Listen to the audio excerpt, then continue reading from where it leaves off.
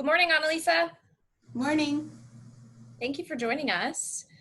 So Sure. we have here with us Anneliese Johnson. She's the principal of the Sophie Rogers School for Early Learning.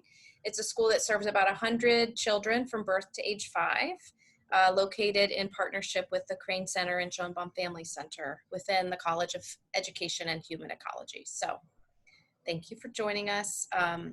Anneliese has been doing this work for a really long time. So our question for you today, from your vantage point, what is the primary thing that you want folks to keep at the forefront of their minds as we have these discussions about building a stronger early childhood system?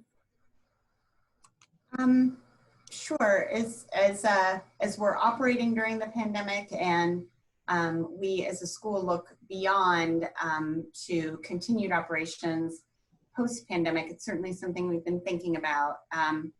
And really all through the spring and summer months had this thought of that the pandemic, in terms of discussing my field, has sort of set it back 20 or so years. The past 20 years has offered us really rich brain research that shows the critical nature of birth to 5, how children's flexibility and malleability at that point allow us to build structures within their brain in high quality early education sites that prepare them for education, set the trajectory so that we know they continue on in a 3rd grade, 8th grade, they continue to do well. That followed then a return on investment as folks funded programs and opportunities.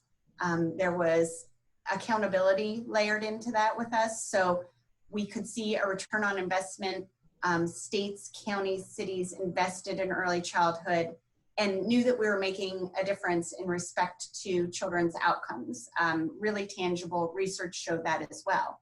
So the brain research, the research on what are best teaching practices, how do you get the most bang for your buck in this time that children are with us, and then looking at children as they aged on, we knew the big outcomes that were coming, and that's never been more evident from research in the past 20 years.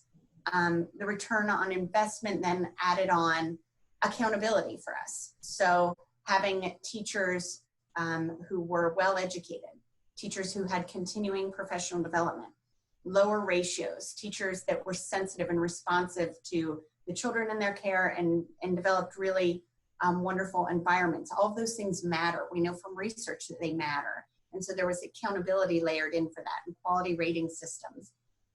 All those increase our costs. And so funding was made available. Certainly families, even middle to upper income families, are beginning to feel the push of early childhood education and the cost. So a real conversation was happening because there was, before the pandemic, about what is the cost of high quality early education and how are we going to support families in this very important infrastructure. I see the talk now going more in the conversation to reopening daycares. We have to get daycares open so that people can work, and less about the quality of the environment and the quality of the learning that's happening. And that's a concern. We don't want to lose the progress we've made for the past 20 years.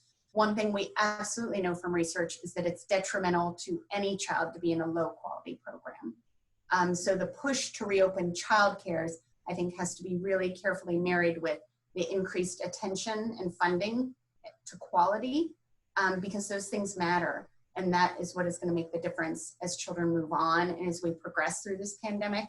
And as they move on to elementary school, we have to pay attention to quality as well as careful reopening.